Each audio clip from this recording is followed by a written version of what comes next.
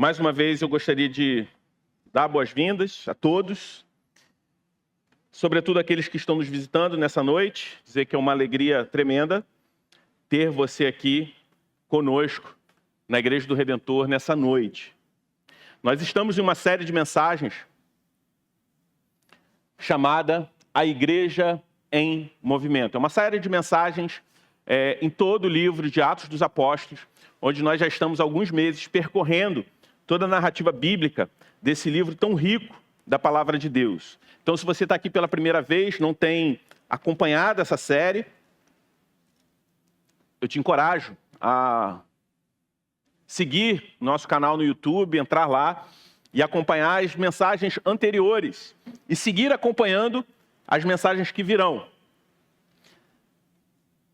Nessa noite nós vamos dar prosseguimento ao capítulo 14 do livro de Atos. Então, se você está com a sua Bíblia aí, você já pode deixar ela aberta em Atos 14, onde nós veremos os movimentos subsequentes ao que nós vimos na semana passada. E hoje nós veremos, nesse episódio, nessa parte do texto, quando a multidão procura salvadores errados. É interessante que, certa vez eu vi um vídeo na internet, onde algumas pessoas fizeram um experimento muito curioso. Colocaram uma pessoa comum em um shopping e chamaram alguns figurantes para tratar aquela pessoa como celebridade. Em poucos minutos, se formou uma fila enorme de pessoas desconhecidas pedindo foto com aquela pessoa que não era uma celebridade. Simplesmente porque haviam outras ali tratando ela como celebridade. Uma fila de desconhecidos pedindo fotos, dizendo ser fãs de alguém que eles nunca tinham visto. A facilidade com que nós transformamos alguém comum em alguém digno de adoração é impressionante. E por que eu estou falando isso? Esse experimento expõe uma verdade sobre o coração humano. Todos nós desejamos um Salvador. E diante de qualquer sinal que nos impressiona em relação a alguém, nós projetamos grandeza. Projetamos algum tipo de realização a partir daquela pessoa. Fazemos isso com artistas que admiramos. Ainda insistimos em fazer isso com políticos, muitas vezes. Hoje em dia, está na moda fazer isso com influenciadores, que vendem uma imagem, uma narrativa na internet e nós compramos. E passamos a seguir cegamente tudo aquilo que aquela pessoa diz. Mas fazemos isso até mesmo dentro das nossas relações mais próximas, de pessoas do nosso convívio. Às vezes, sem perceber, depositamos em pessoas aquilo que só Deus pode oferecer. Atos 14 nos encontra exatamente nesse ponto. A cidade de Listra era uma vila simples, sem sinagoga, sem tradição judaica. Mas era uma cidade saturada de mitos religiosos. Era um povo que interpretava a sua vida não pelas escrituras, mas interpretava a vida a partir de histórias antigas, símbolos locais, e por muitas expectativas confusas acerca do divino.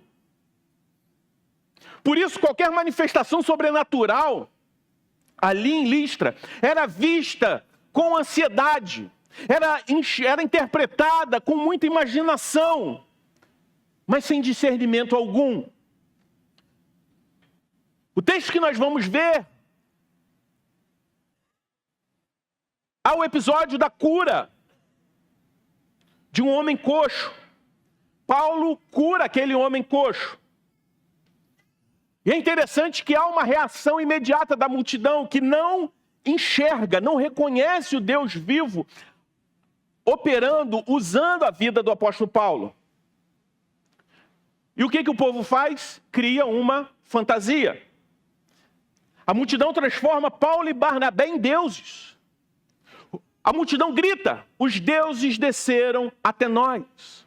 Eles começam a organizar sacrifícios, adoram homens como se fossem salvadores. Mas o que é que nós temos a ver com essa cena tão antiga? Nós temos tudo a ver com isso porque o coração humano é o mesmo. Continua igual. Ao invés de buscar a Deus, nós buscamos substitutos para aquele lugar que somente o Senhor pode ocupar na nossa vida. Ao invés de ouvir a verdade, criamos salvadores segundo as nossas expectativas. A cena é antiga, mas o coração é o mesmo. E a pergunta que nos guiará nesse sermão, ela é simples e direta. Quem você tem tratado como seu salvador, mesmo sem perceber? Quem ou o que você tem tratado como seu salvador, mesmo sem perceber? Atos 14 nos mostra, como disse João Calvino, o coração do homem é uma fábrica de ídolos. Mas ainda assim Deus, em sua graça, nos chama de volta ao único Salvador. Ao único Salvador verdadeiro. Com isso em mente, vamos ao texto e ver o que acontece quando o Deus vivo entra na cidade. Aquela cidade cheia de ídolos. Uma cidade repleta de corações com expectativas erradas e age de forma soberana. Atos 14, a partir do versículo 8, a palavra de Deus diz assim: em Listra costumava estar sentado um homem aleijado, paralítico desde o seu nascimento, que nunca tinha conseguido andar. Esse homem ouviu Paulo falar. Quando Paulo fixou nele os olhos e viu que ele tinha fé para ser curado, disse ele em voz alta: levante-se direito sobre os pés. O homem saltou e começou a andar. Quando as multidões viram o que Paulo tinha feito, gritaram em língua licaônica: os deuses em forma de homens desceram até nós. Barnabé chamavam Júpiter e a Paulo Mercúrio, porque esse era o principal portador da palavra. O sacerdote de Júpiter, cujo templo estava em frente da cidade, trazendo tesouros e grinaldas para junto dos portões da cidade, queria oferecer um sacrifício juntamente com a multidão. Porém, ouvindo isso, os apóstolos Barnabé e Paulo, rasgando as suas roupas, saltaram para o meio da multidão, gritando: senhores, por que vocês estão fazendo isso? Nós também somos seres humanos como vocês, sujeitos aos mesmos sentimentos. E anunciamos o evangelho a vocês, para que se convertam nessas coisas vãs ao Deus vivo, que fez o céu e a terra, o mar e tudo que neles há. Nas gerações passadas, Deus permitiu que todos os povos andassem em seus próprios caminhos, contudo, não deixou de dar testemunho de si mesmo, fazendo bem, dando a vocês chuvas do céu e as estações frutíferas, enchendo o coração de vocês de fartura e de alegria. Dizendo isso, foi com dificuldade que impediram a multidão de lhes oferecer sacrifícios. Essa é a palavra de Deus para nós. Vamos orar mais uma vez? Deus Santo, nós te agradecemos pela tua palavra. Te agradecemos pela tua verdade. Te pedimos que ela fale aos nossos corações. Que o Senhor retire de nós qualquer tipo de distração que não provenha do Senhor, que possamos estar atentos em ouvir a tua voz e que possamos ser confrontados pela tua palavra nesse momento. Que o teu Espírito nos faça entender as tuas verdades nesta noite. No nome de Jesus é que nós oramos. Amém. Amém. Esse texto traz algumas verdades. E a primeira verdade que esse texto traz para nós podemos ver isso nos versículos de 8 a 10. É sobre o evangelho que vê pessoas e não multidões. Vê indivíduos e não meramente uma massa de pessoas. Lucas apresenta o cenário destacando um homem coxo desde o nascimento. Alguém invisível para a cidade. Um homem que não tinha prestígio, que não tinha utilidade pública, que não tinha lugar social. As multidões não enxergavam aquele homem, mas Paulo viu. Vemos aqui um contraste intencional. A multidão enxerga o efeito do milagre, mas o apóstolo Paulo vê a pessoa antes do milagre. As pessoas percebem aquele homem por conta do milagre, mas até então ele era um invisível. O texto diz que o apóstolo Paulo olhou firmemente para ele. E é interessante que esse verbo é o mesmo usado lá em Atos 3, quando Pedro encara o paralítico no templo. Podemos fazer um paralelo entre essas duas curas. Pedro cura um judeu em Jerusalém. Paulo cura um gentio em Listra. E ambos, apóstolos, Pedro e Paulo, olham firmemente. Ambos veem pelos olhos da fé. Ambos apreciam um paralítico saltando, cumprindo aquilo que nós vemos em Isaías 35, 6. É o mesmo Cristo agindo entre judeus e agindo entre gentios, mostrando que o Evangelho, a mensagem de salvação, seja para gentios ou judeus, é uma só, é a mesma mensagem. E é interessante que Lucas, autor do livro de Atos, ele diz que o homem tinha fé para ser curado. Em Atos, nós vemos que fé é o espaço aonde a graça opera. Seja para a cura física, seja para a transformação espiritual. Paulo percebe essa abertura e ordena que ele se levante. O apóstolo Paulo não vê apenas aquele homem se levantar, como ele salta. Ele dá um pulo. Alguém que não se movia, não somente se levanta, como pula. E aqui nós podemos ver um retrato vivo da nova criação entrando em uma vida que até então estava presa no chão. O teólogo Matthew Henry diz que quem é curado por Deus da sua paralisia espiritual não apenas anda, mas salta com santa alegria em direção a uma vida transformada. Por isso nós cantamos aqui que para nós, Jesus Cristo é da vida o melhor. Assim como nós cantamos aqui em Efésios 1. Por isso que nós devemos cantar com júbilo, com alegria, com todo o nosso ser. Porque quem é curado da sua paralisia espiritual não tem outra atitude a não ser saltar com santa alegria em direção a uma vida transformada. E ali naquele lugar simples onde o apóstolo Paulo se encontrava, sem sinagoga, sem referência bíblica nenhuma, afinal de contas ele não estava no ambiente judaico. O Senhor Deus começa a sua obra olhando para um rosto que ninguém via. E é assim que Deus começa revoluções espirituais. Não com discursos grandiosos, não com estratégias massivas, mas vendo um indivíduo, um coração, uma história, um homem que antes era esquecido pela cidade, mas foi lembrado por Deus. O Evangelho não transforma cidades antes de transformar o olhar das pessoas que estão na cidade. E a pergunta que isso nos traz é a seguinte: quem Deus colocou no seu caminho que você ainda não está vendo?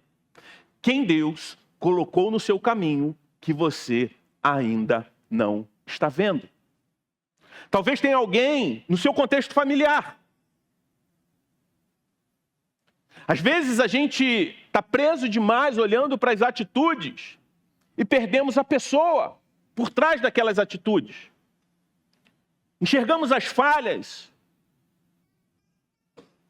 mas não compreendemos suas dores. Vemos comportamentos, mas não estamos interessados em suas feridas. Por isso eu te pergunto, quem na sua própria casa Precisa que você volte a olhar para ela com graça. Quem você tem tratado como obstáculo, mas Deus colocou na tua vida como missão. Às vezes essa pessoa que Deus colocou no seu caminho e você não está enxergando plenamente, está no seu ambiente de trabalho. E no trabalho é muito comum a gente conviver todos os dias com uma série de pessoas, mas não enxergar a humanidade ao nosso redor. Nós vemos funções, títulos, tarefas, demandas, mas não sabemos as histórias. Quem de fato aquela pessoa é. Às vezes temos pessoas trabalhando dentro da nossa casa. E nós não conseguimos a enxergar para além da função que ela desempenha no seu ambiente doméstico. Quem no seu trabalho Deus está chamando você a ver?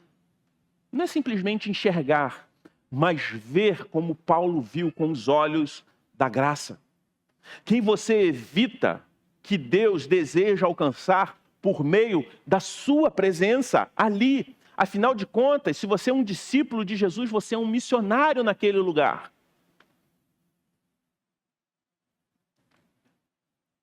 Mas perder a visão não se resume a um ambiente familiar, doméstico ou profissional. É possível até no ministério, na vocação missionária, se perder a visão. Mas como assim? É um contrassenso. Às vezes nós vemos ministérios, igrejas, que perdem a sua vocação missionária porque querem alcançar bairros inteiros, cidades inteiras, mundo inteiro, mas ignoram indivíduos.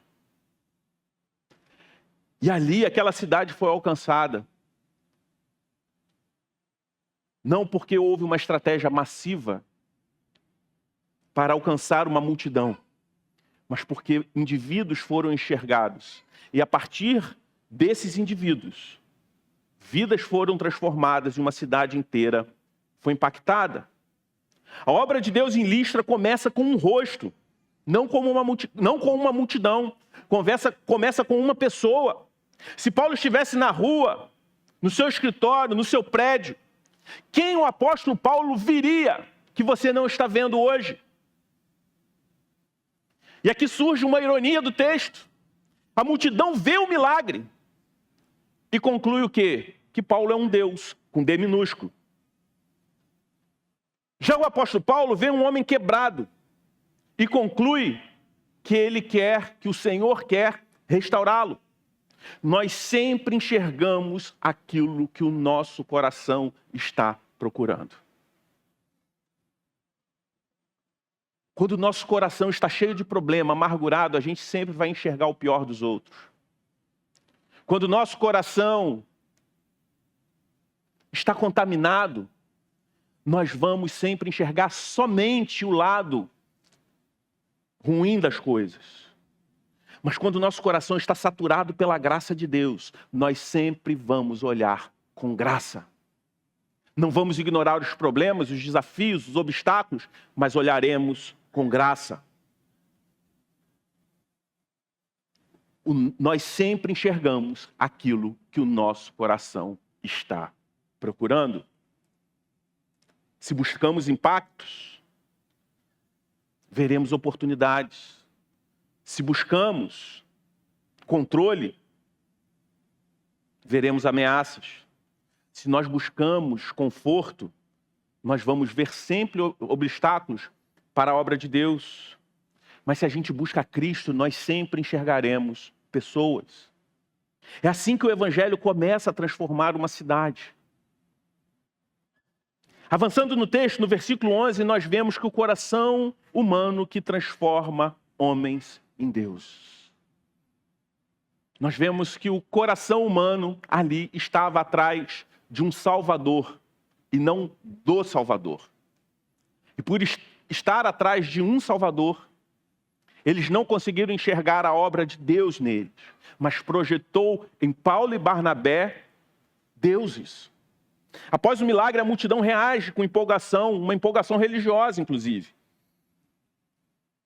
Em vez de reconhecer o Deus vivo, eles interpretam aquele fato que eles viram a partir de tradições antigas que eles carregavam.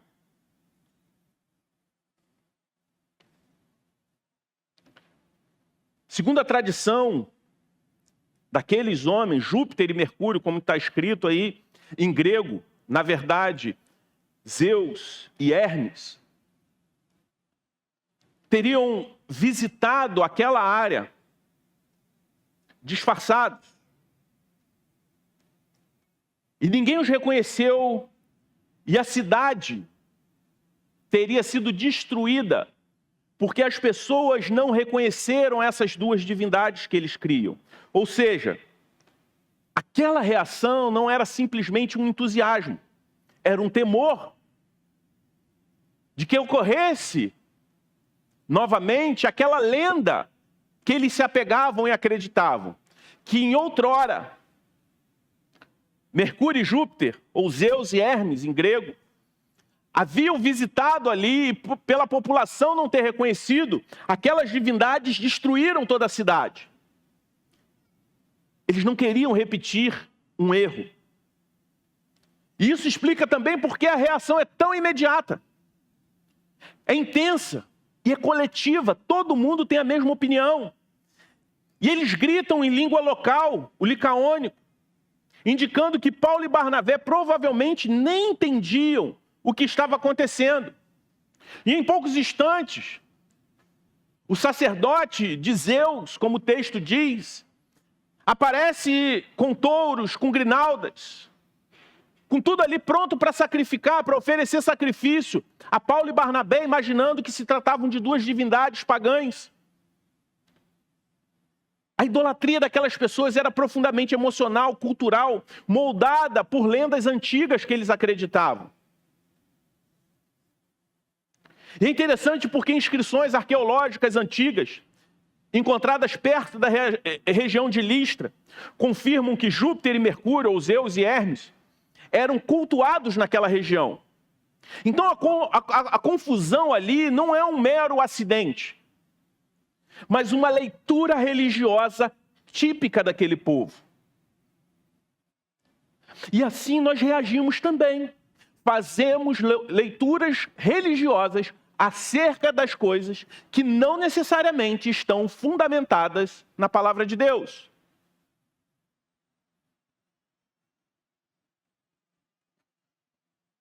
O texto destaca que eles chamam Barnabé de Júpiter ou de Zeus, provavelmente por Barnabé ter uma postura mais tranquila, e Paulo eles chamam de Mercúrio ou Hermes, porque Paulo era ali o porta-voz. Hermes era o mensageiro dos deuses. Isso mostra como a multidão reorganiza rapidamente a realidade para encaixar no mito que eles já carregavam. Ao chamar a idolatria de coisas vãs, o apóstolo Paulo aqui, ele usa um termo que significa vazio, inútil, incapaz de sustentar ou de salvar qualquer coisa. O apóstolo Paulo está dizendo que esses deuses não têm vida nem poder, muito menos verdade, porque não passam de projeções humanas. Meu irmão e minha irmã, a idolatria não começa no templo, ela começa na interpretação que nós fazemos das coisas, porque ela parte do coração. Eles veem um milagre, eles contemplam, eles não viram meio milagre, eles não viram uma coisa diferente da que aconteceu, eles veem a mesma coisa que o apóstolo Paulo vê, o mesmo milagre, mas eles enxergam com as lentes erradas. Paulo vê o poder de Deus e eles veem a oportunidade para salvar a si mesmo. Salvar a si mesmo de um castigo que eles imaginavam que poderia acontecer baseado num mito antigo.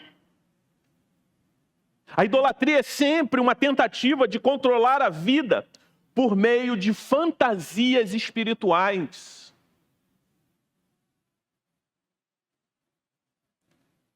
Por isso que nós vemos uma igreja chamada evangélica no Brasil tão mística, apegada a símbolos, a ritos, copo d'água em cima da geladeira, da televisão. Hoje em dia as televisões são finas, né? Não dá nem mais para colocar um copo d'água em cima da televisão na hora do programa, que o cara fala que ele vai orar, aquela água você vai beber.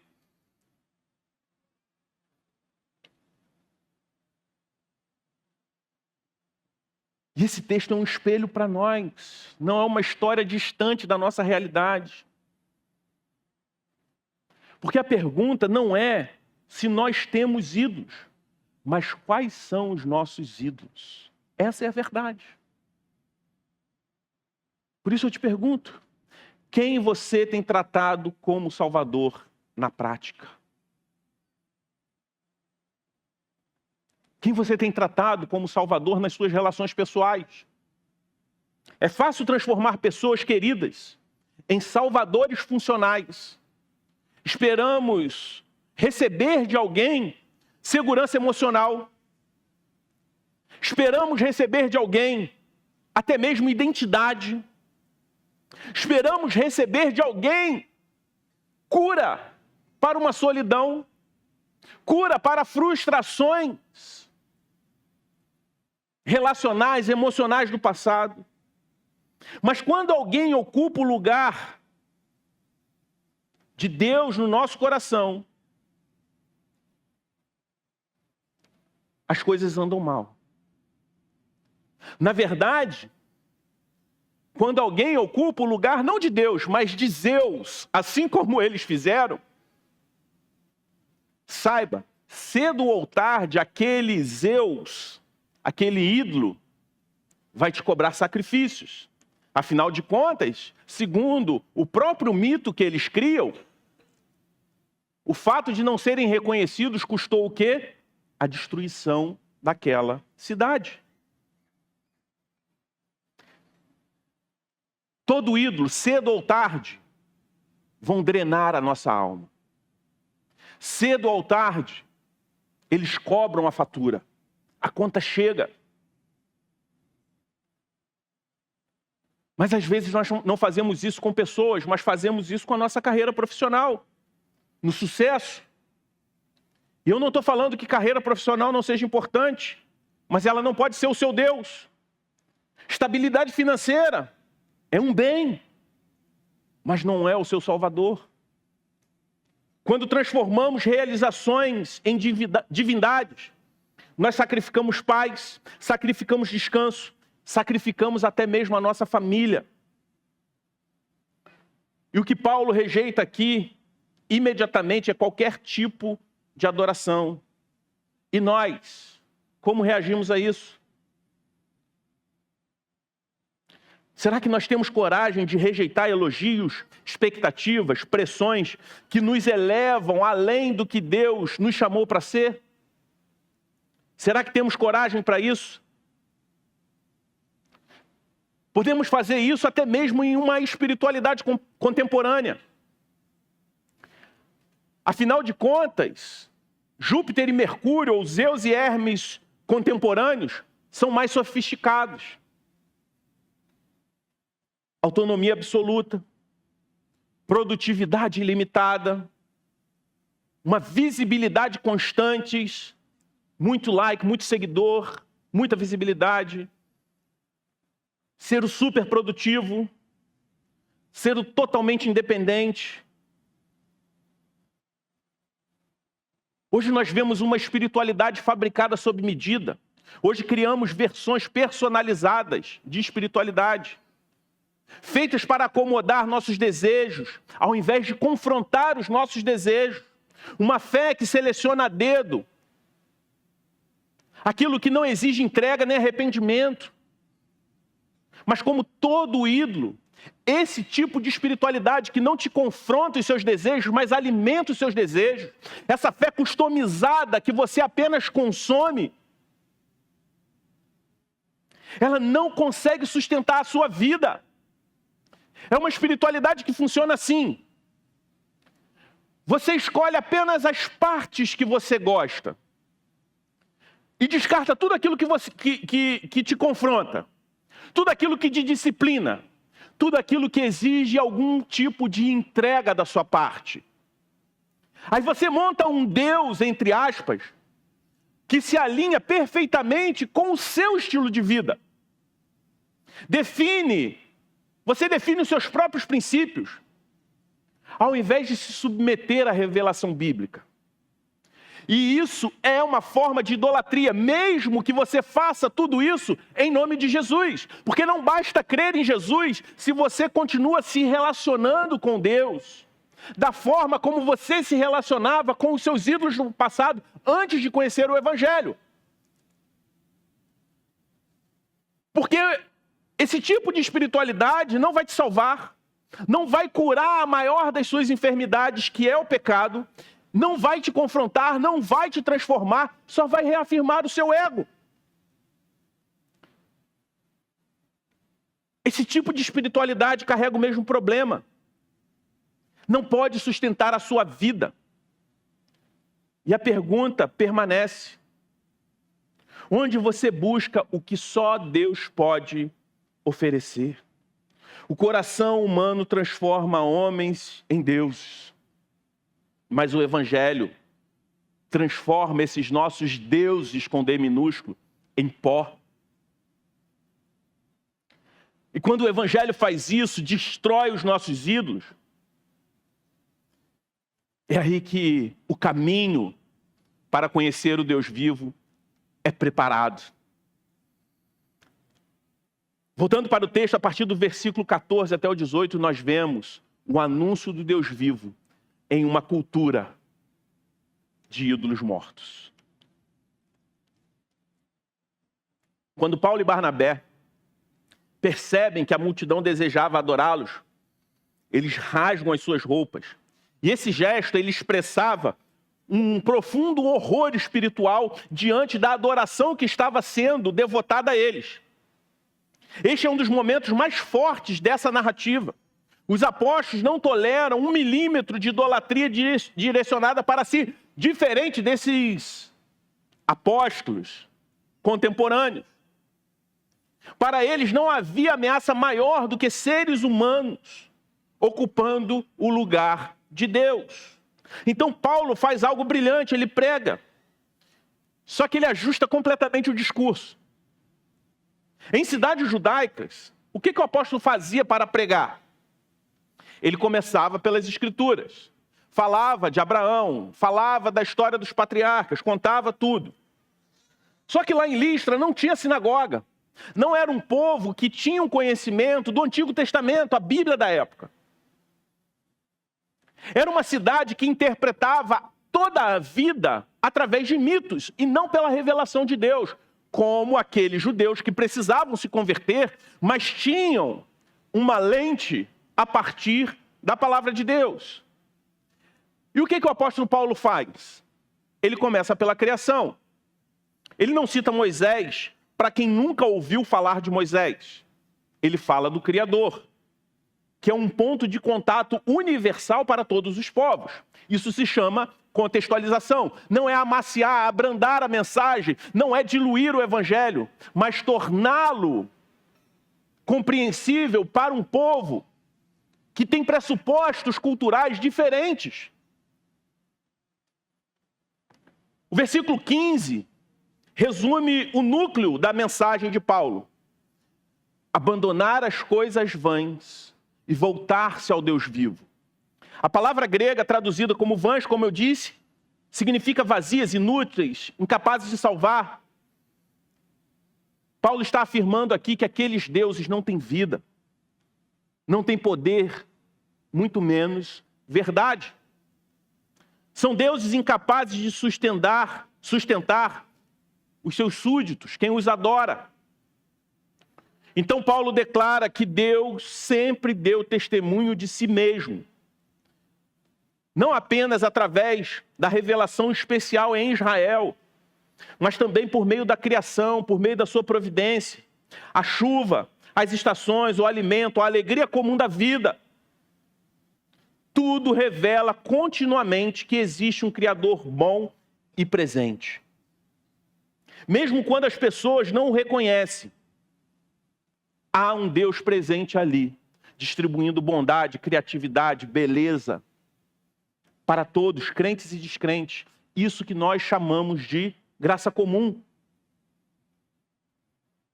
O cuidado diário de Deus para todos, crentes ou não, todos têm o privilégio de desfrutar das bondades de Deus através da graça comum.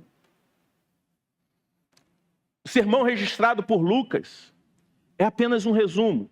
Paulo certamente desenvolveu outros temas, como arrependimento, juízo, sobre Cristo ressurreto. Mas o ponto principal está aqui. Deus não é um mito a ser alimentado por sacrifícios humanos. Ele é o Criador que sustenta a nossa vida com alegria. Mesmo assim, Lucas conclui dizendo que foi difícil impedir a multidão de fazer sacrifícios para Paulo e Barnabé. A idolatria não se desfaz com uma informação. A idolatria ela só pode ser desfeita com transformação, com um novo nascimento. O coração precisa ser libertado. Ser liberto do encanto do ídolo para reconhecer a beleza do Deus vivo. Algo precisa ser desconstruído, destruído, para que Deus possa se sentar no trono do nosso coração. Esse texto nos ensina como Deus destrói ídolos e como nós anunciamos Cristo em culturas saturadas por uma espiritualidade confusa. E nós vemos aqui que nós devemos parar de lutar com ídolos no coração. Ídolos sempre prometem mais do que entregam. Prometem alegria, enquanto na verdade drenam a nossa energia. Prometem controle, mas só geram ansiedade. Prometem significado, mas exigem de nós sacrifícios. O apóstolo Paulo diz que apenas o Deus vivo pode encher o coração de alegria. Só podemos ser plenamente satisfeitos em Deus. Por isso eu volto à pergunta inicial: o que hoje está ocupando o lugar de Deus na sua vida? O que tem exigido de você sacrifícios que o Criador nunca exigiu?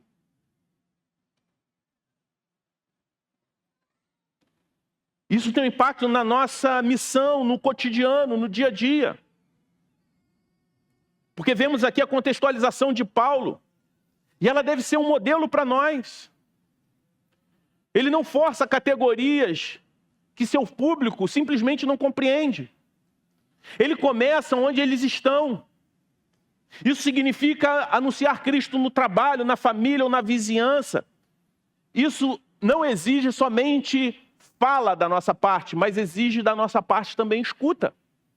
Precisamos conhecer os ídolos culturais das pessoas que estão à nossa volta para que esses ídolos possam ser alcançados. Diferente de uma contextualização emergente que nós vemos hoje, onde há uma adesão a esses ídolos culturais, ao invés de uma confrontação, de uma compreensão e confrontar esses ídolos.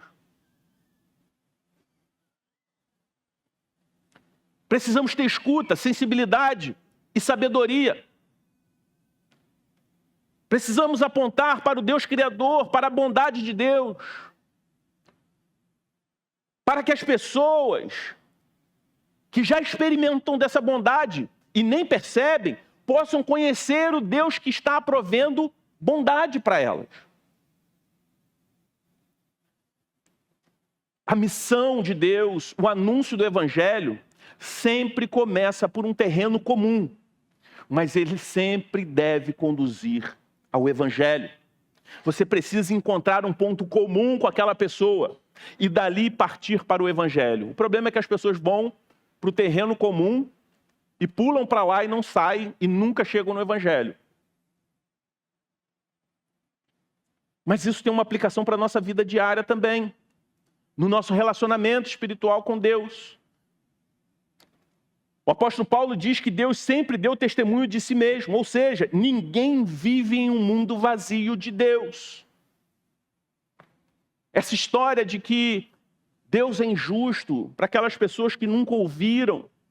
Pode nunca ter ouvido sobre a revelação especial, mas ninguém vive num mundo completamente vazio de Deus. Porque a rotina comum, independente da cultura, do tempo, da época, ela é sempre carregada de sinais da graça comum. Mas ainda assim, muitos vivem como se tudo fosse fruto do acaso. Como se tudo fosse fruto do seu próprio esforço.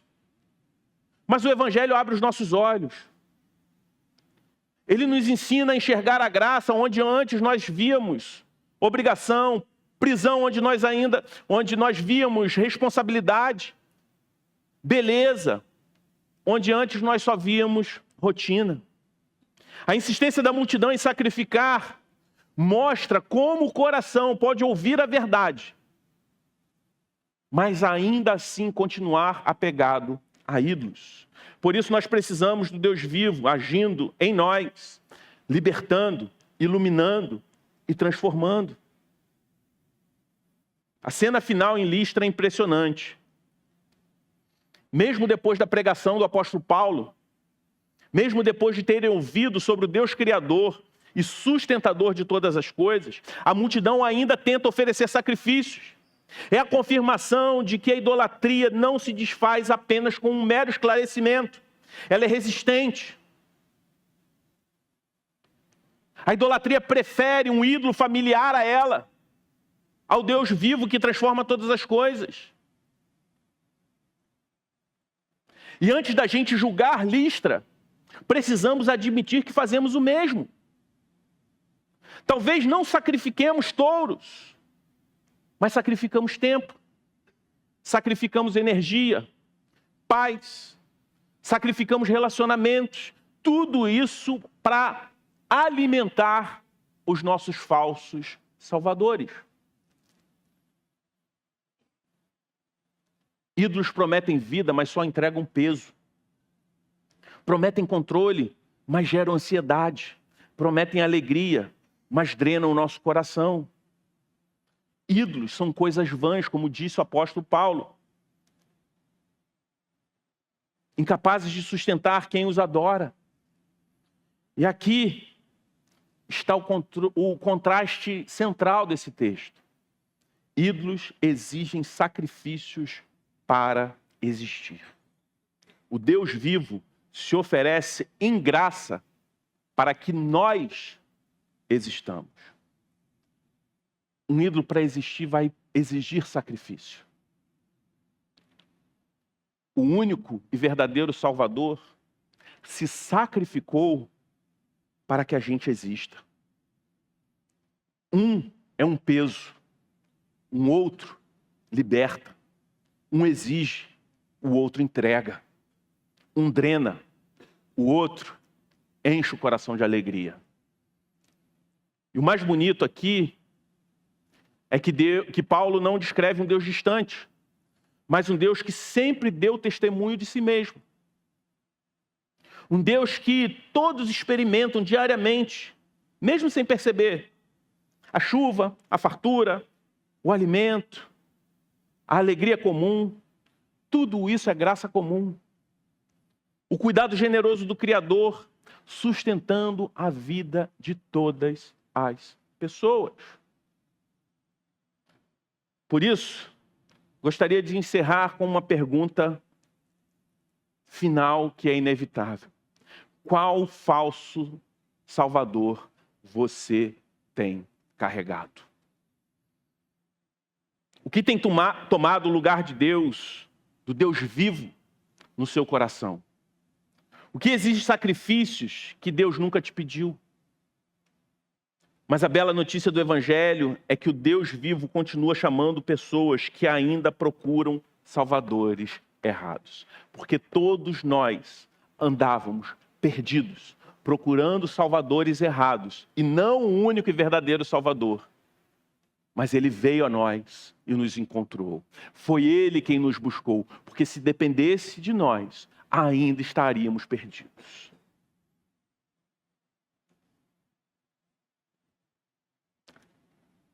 Ele nos liberta dos ídolos que nós criamos e nos convida a encontrar descanso nele. E quando nós adoramos o Deus vivo, o nosso coração é satisfeito. Sabe por quê? Porque nós encontramos descanso e a fé encontra direção. Não andamos mais perdidos. E quando a fé encontra direção, aí sim, nós encontramos a alegria real. Não porque as circunstâncias vão mudar, mas porque o Deus Todo-Poderoso vai nos sustentar, independente das circunstâncias. E sabemos que nele nós já temos tudo. E que a vida aqui, debaixo do sol, ela é passageira. O que temos em Cristo é muito maior do que os reinos desse mundo. Você crê assim? Amém. Vamos nos colocar de pé. Vamos orar. Deus Santo, nós te louvamos. Porque o Senhor não é como os ídolos, que exigem de nós sacrifícios, mas Tu és o Deus que se sacrificou por nós. O Senhor não depende dos nossos esforços para existir, mas o Senhor se sacrificou para que nós vivêssemos. Obrigado, Senhor Deus, porque não somos escravos de uma divindade, mas somos filhos de um Deus vivo. Somos filhos do único e verdadeiro Deus que criou os céus e a terra e que enviou o seu Filho para nos salvar. Se há pessoas aqui que não conheciam a mensagem do Teu Evangelho, que o Senhor possa abrir esses corações e essas mentes e que elas possam ter um encontro, que elas possam contemplar a Tua beleza e encontrar sentido e enxergar a vida de uma outra forma. Que o Teu Evangelho possa falar profundamente nesses corações e que o Teu Espírito possa agir. Que o Teu Espírito possa também nos confrontar, para que possamos vencer a tentação de voltarmos a sermos idólatras. Quantas vezes, Senhor, nós depositamos nosso contentamento, nossa alegria, nossa satisfação, nossa segurança em ídolos de barro, em carreiras bem-sucedidas, em uma imagem que não passa de uma ostentação vazia, que não reflete a pobreza que vivemos, a decadência que vivemos. Quantas vezes, Senhor Deus, estamos em busca de satisfação a partir de um reconhecimento meramente humano e nos esquecemos que em Cristo já fomos aceitos e aprovados por Ti. E se temos isso, não precisamos de mais nada. Que o Senhor continue falando aos nossos corações e que possamos ser impactados, Senhor Deus, com essa palavra. No nome de Jesus é que nós oramos. Amém.